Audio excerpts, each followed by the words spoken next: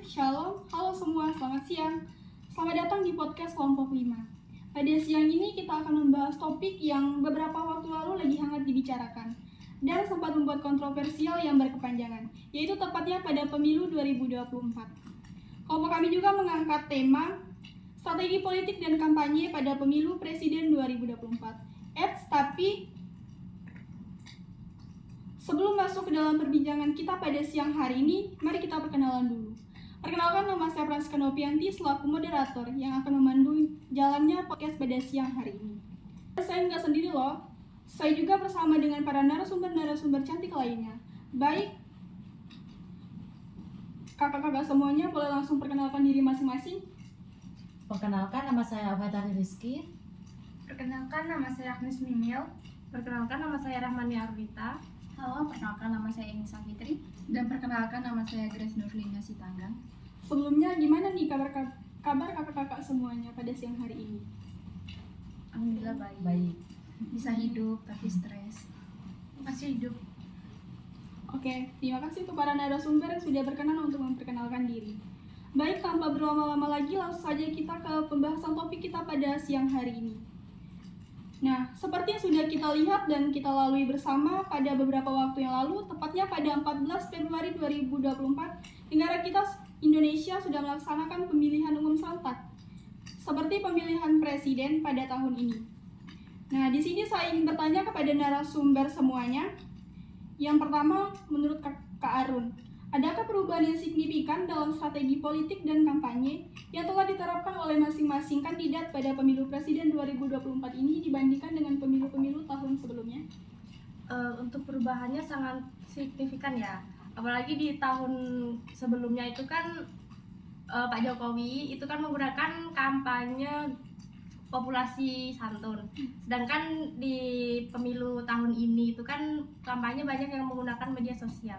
Oke, berarti dari pendapat Kak Arun, perbedaan yang paling signifikan itu terletak pada strategi pendekatan dalam masyarakat, yaitu lebih menggunakan media sosial, sedangkan pemilu sebelumnya lebih menggunakan strategi populasi yang santun.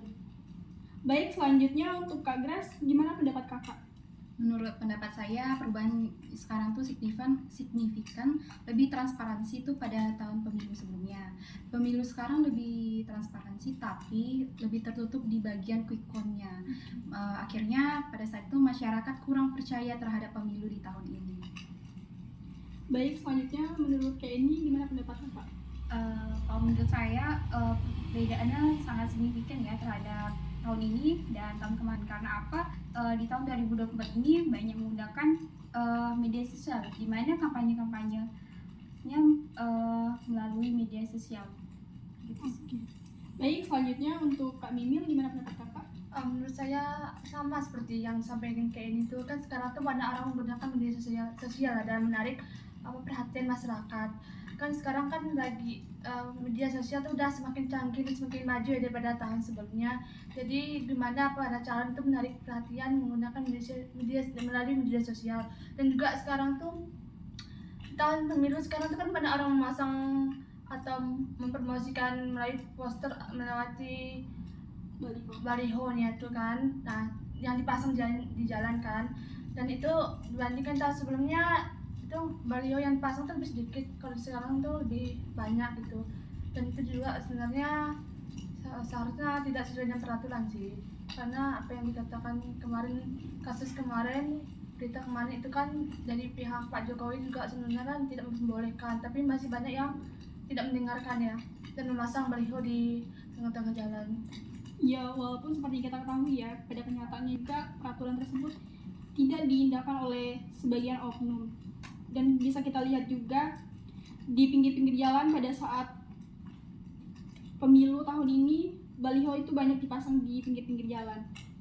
Baik, selanjutnya untuk Pak Lari, gimana pendapat kakak? Menurut saya tidak banyak perubahan strategi politik, politik identitas, politik uang, dan politik gelap masih tetap menjadi strategi yang paling bagus dalam kontestasi politik dari dahulu. Cuma kemasannya saja yang diperbarui dan lebih dihaluskan. Oke, terima kasih. Baik, pertanyaan yang selanjutnya, seperti yang sudah kita ketahui juga, pada pemilu tahun 2024 ini terdapat 5 macam pemilihan yang dilaksanakan oleh negara kita. Dan pada tahun ini juga menjadi tahun pertama bagi Gen Z untuk mengikuti pemilu.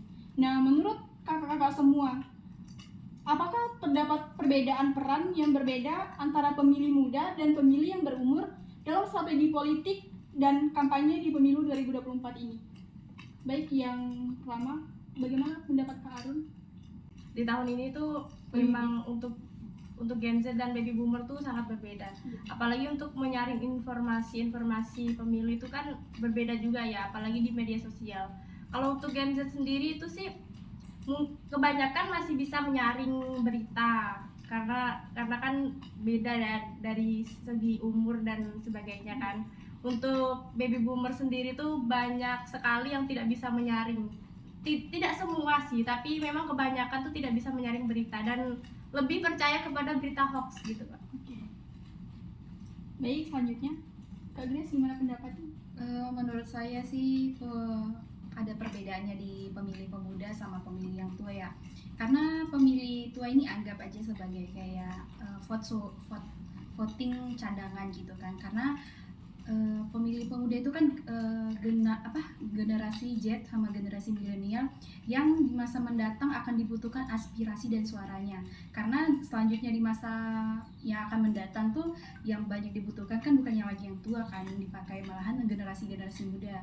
Nah, kalau menurut saya tuh lebih menonjolkan dari generasi muda dari aspirasi dan penjelasannya. Oke, berarti menurut Kak Grace, peran Gen Z lebih berpengaruh dalam kemajuan untuk masa depan negara kita ini. Selanjutnya untuk Kak Mimir, gimana pendapat kakak? Menurut pendapat saya, kalau generasi Z sekarang itu menurut saya mereka lebih pandai dalam menanggapi isu-isu yang ada sih, isu-isu berita, bisa memilah dan juga mana yang tahu mana yang lebih benar. Kan kalau yang generasi tua tuh bukannya tidak tahu sih, cuma kan orang tua tuh kan banyak yang kurang paham, banyak yang belum juga sudah punya HP canggih kan, kayak anak zaman sekarang itu palingan mereka mendengar informasi tuh melalui TV, berita ataupun melalui orang lain. Nah, maka itu kalau sekarang kan generasi Z sekarang kan udah punya teknologi apa yang dia pegang seperti HP itu kan, jadi mereka bisa mendengarkan informasinya tuh melalui apa saja itu sekali, bukan hanya melalui berita, melalui juga media sosial. Jadi mereka tuh bisa menanggapi, memilah tuh isu-isu itu benar atau tidaknya gitu. Mungkin ada yang mau ditambahkan lagi Kak? Nggak ada sih, dan cuma ya menurut saya generasi Z itu lebih mempengaruhi sih. Oke. Karena seperti kita ketahui juga, Gen Z adalah generasi yang sudah memahami informasi dan teknologi yang canggih seperti sekarang ini ya. Iya. Nah, menurut Kak Lari gimana pendapat kakak? Menurut saya pastinya terdapat perbedaan ya, dari pemilih muda ini lebih menyukai konten politik yang lebih ringan. Tidak hanya itu, kaum muda ini tidak suka materi yang lebih berat dan mendalam. Sedangkan para pemilih tua mereka lebih realistis karena kebanyakan pemilih tua sudah memiliki tujuan dan tanggung jawab yang harus dipertimbangkan dengan idealismenya. Oke, baik. Oke, yang terakhir dari Kak Eni, gimana nih pendapat kakak? Oke. Kalau menurut saya, Santai aja Kak, jangan tegang. kalau menurut saya mungkin kayak pemilih muda ini lebih memahami terhadap informasi-informasi yang didapatkan melalui internet ya. Mereka lebih tahu yang mana informasi yang benar ataupun yang hoaxnya. Akan tapi untuk pemilih tua ini mereka mungkin belum memahami informasi yang diberikan. Jadi mereka lebih banyak kayak mendapatkan informasi yang mungkin bisa dibilang hoax gitu sih. Baik, kesimpulan dari podcast kita pada siang hari ini adalah dari pertanyaan pertama bahwa perbedaan yang paling signifikan dalam strategi politik dan kampanye pada pemilu 2024 ini adalah terletak pada strategi pendekatan dalam masyarakat, yaitu pada pemilu tahun ini lebih menggunakan strategi pendekatan dalam masyarakat, yaitu menggunakan media sosial. Sedangkan pemilu pada tahun sebelumnya lebih menggunakan strategi populasi yang lebih santun. Dan untuk pertanyaan yang kedua, dapat kita simpulkan juga bahwa peran generasi Gen Z sangat berpengaruh dalam kemajuan negara Indonesia untuk kedepannya.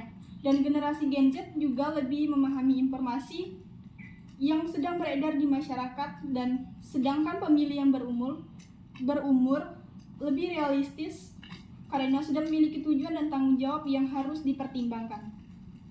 Baik, terima kasih saya ucapkan kepada para narasumber yang sudah berkenan hadir dan memberikan tanggapannya terkait dengan topik yang kita bahas pada podcast pada siang hari ini. Baik, sekian podcast dari kelompok kami. Kurang dan lebihnya kami mohon maaf. Akhir kata kami ucapkan terima kasih. Assalamualaikum warahmatullahi wabarakatuh. Shalom, selamat siang semuanya.